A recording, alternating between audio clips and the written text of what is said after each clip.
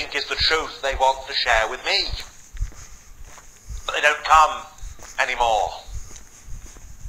But they claim, you see, to have a truth. Hey, you too.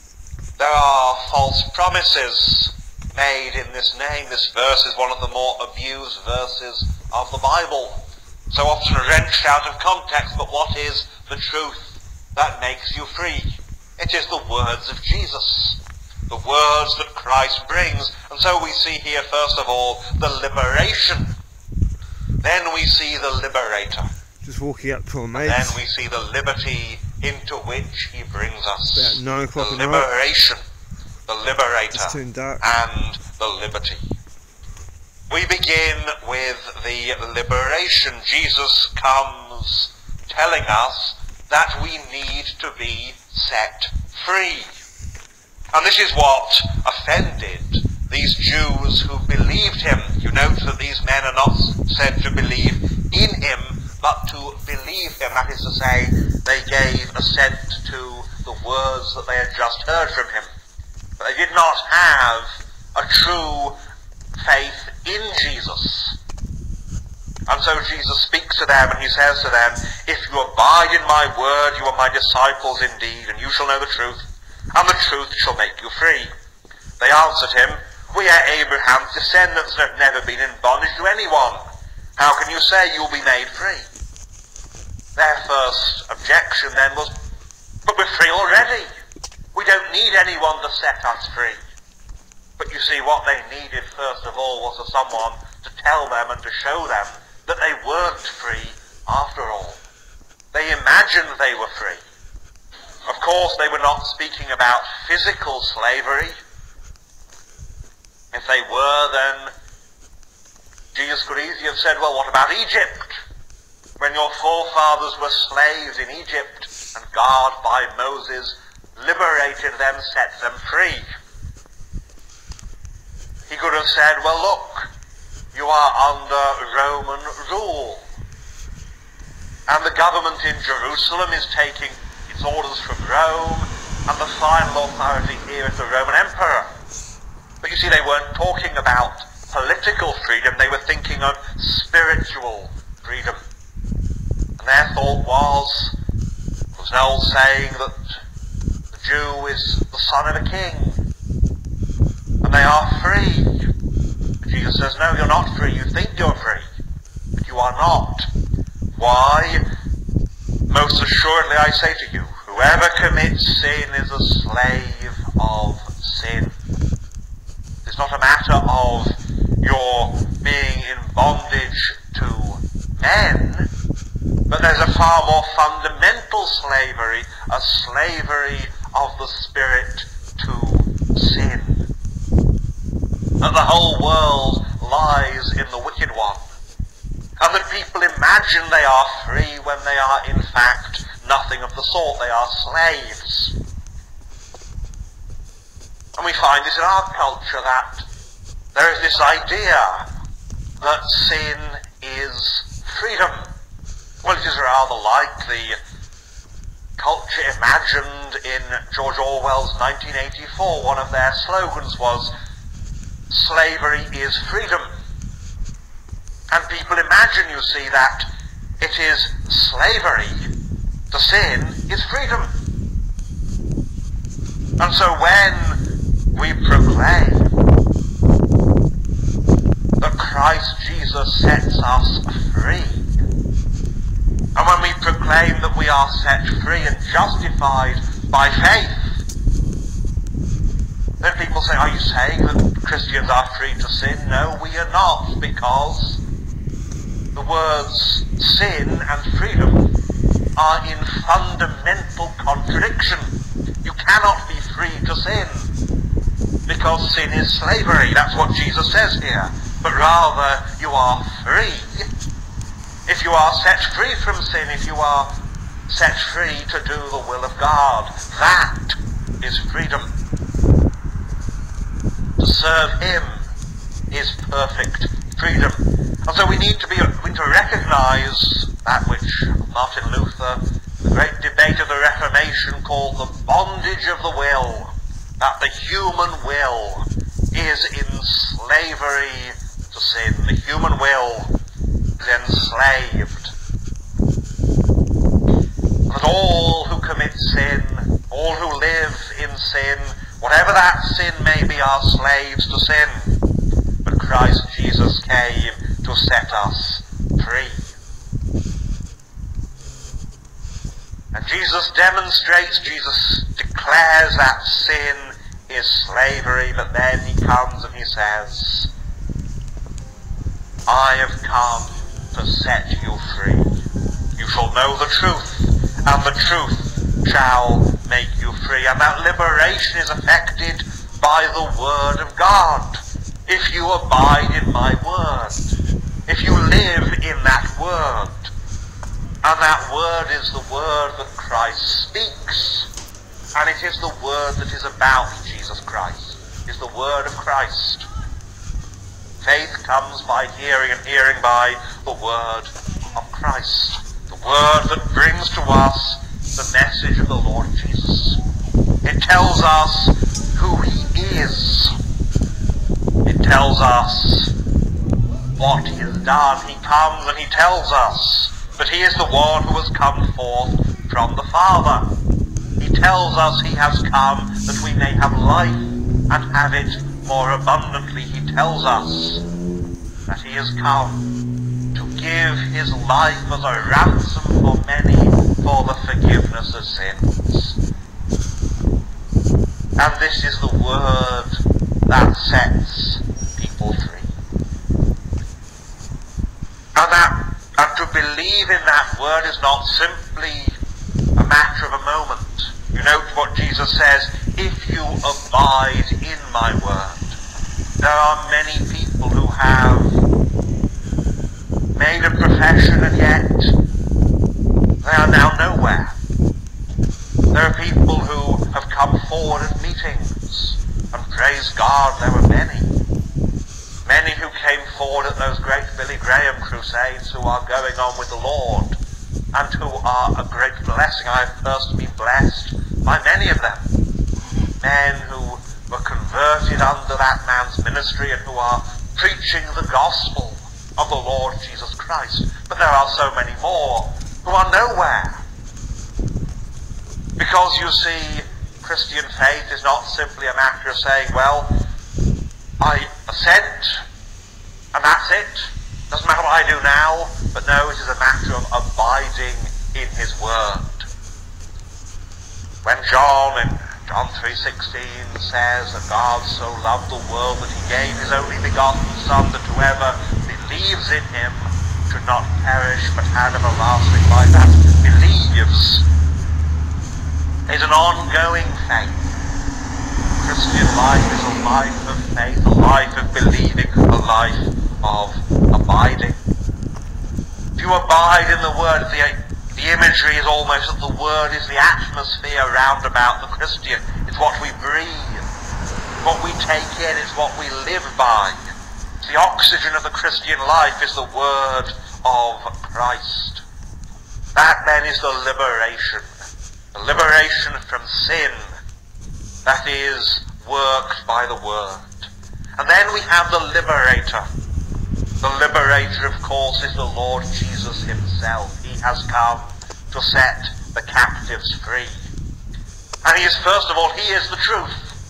He is the one who is the truth. It is not simply a matter of believing propositions, statements, facts about Jesus. Now, it is a matter of believing propositions, but it is not merely a matter of believing these statements. If we are to trust in the Lord with all our hearts, we must know who the Lord we're trusting in is. The Word reveals who Jesus is. The Holy Spirit brings him to the hearts of believers. We know him personally. We do not merely know of him, but we know him. We all know of Queen Elizabeth II. We know that she is the monarch of this country. But I do not think, do not suppose, that many of us, if any, know her When I was growing up in Norfolk as a boy, we had a man in our congregation who had been, before he retired, a member of the household of Queen Elizabeth, the Queen Mother. And we all knew about the Queen Mother. But John, he knew the Queen Mother. And John, he could speak to the Queen Mother. And so, of course, one day he arranged for the Queen Mother to visit the little church that he attended. And while all of us we knew of this woman, he knew her. And he could speak to her as a friend. And that, you see, is the difference between knowing about Jesus and knowing Jesus. We can know the facts, but we must know also the person, and we must trust him. He is the truth. He is the one who reveals God. He can say to his disciples, "Whoever has seen me has seen the Father."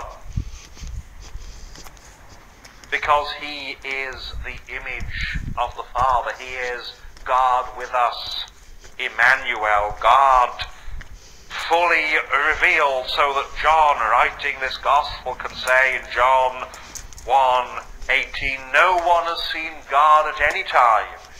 The only begotten Son, who is in the bosom of the Father, he has declared him." He is the one who makes him known. So he is the truth. The fullest revelation of God is not simply facts about God, but is the one who is God in human flesh. We see him. We read his life, how he walked among men, and we see there the revelation of the love of God, and the fatherhood of God is revealed in the Son, the full revelation. For he is also the Son. He is the one with a special relation to the Father. A slave, he says, does not abide in the house forever, but a son abides forever. Therefore, if the Son makes you free, you shall be free indeed. The Son is the heir. The Son dwells in the house, and he cannot be put out.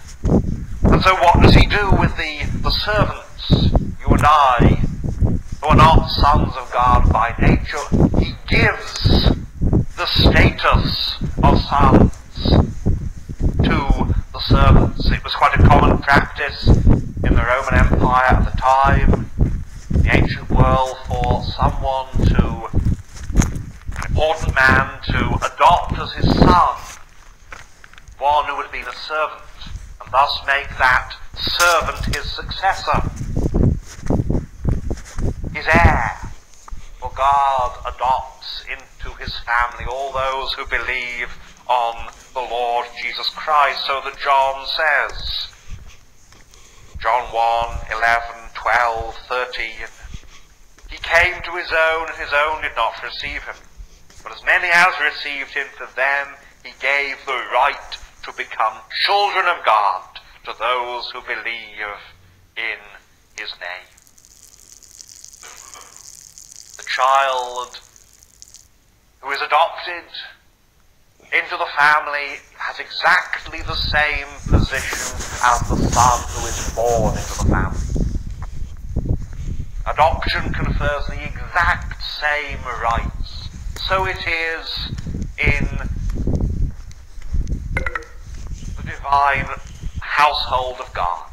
Those who are adopted into the family of God are made the children of God, with every right of inheritance. And as long as the Son has made you free, as long as you have received from his hand that adoption, then no one can cast you out. No one can cast you out of the family of God. If the Son makes you free, you shall be free indeed. Truly free in its fullest sense.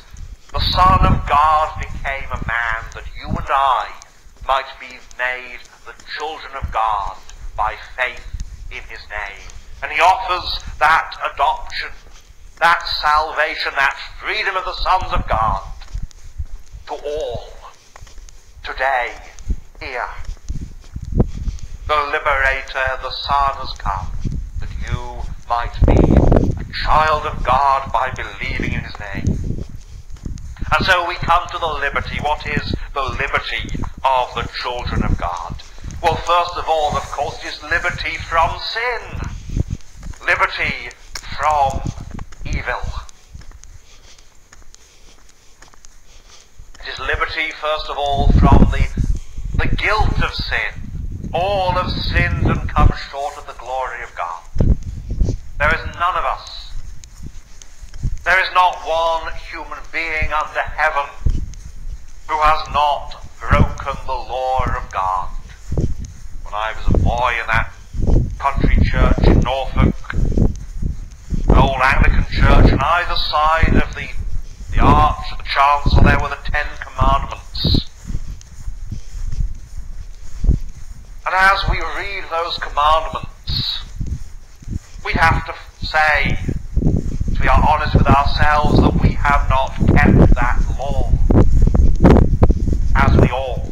We are under the condemnation of the law of God if we seek to be justified by it. That all have sinned, and all are therefore condemned.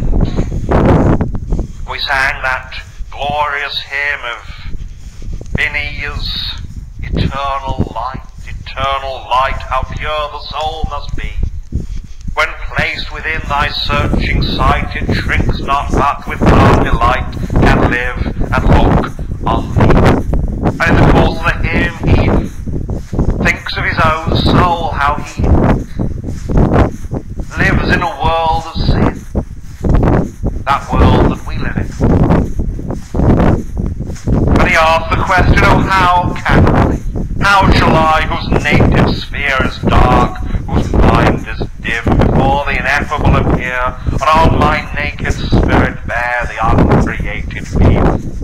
I cannot, he says, I cannot come into that eternal light.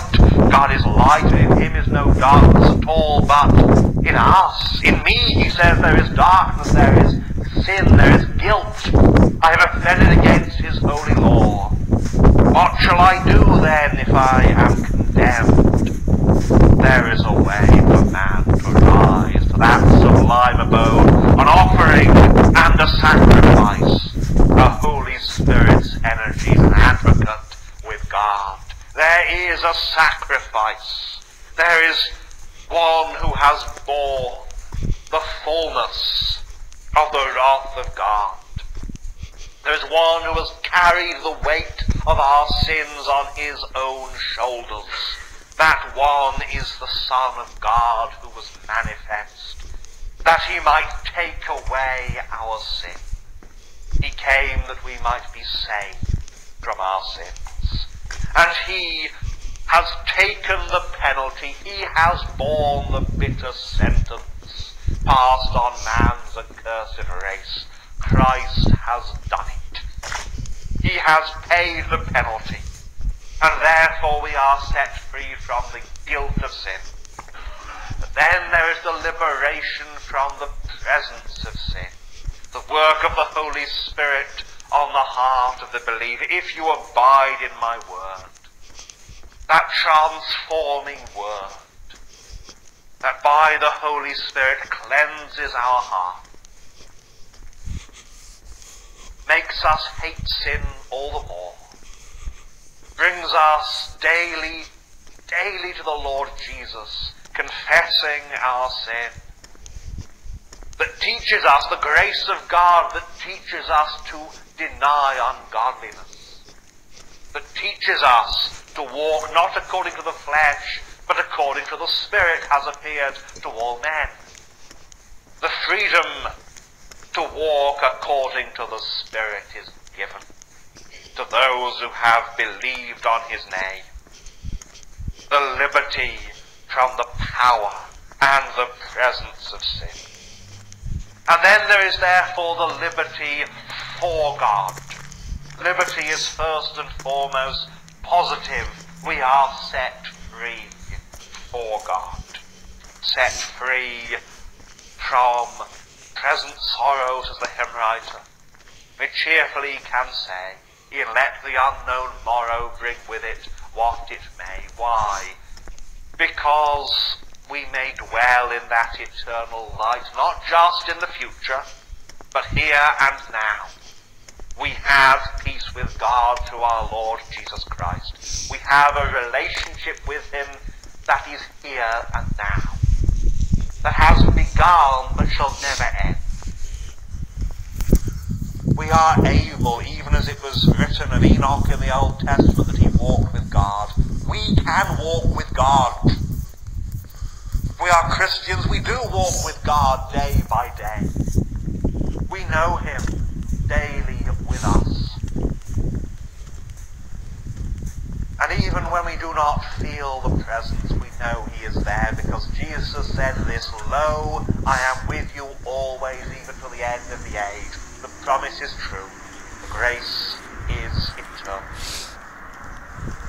And we are given that liberty, the liberty of the sons of God.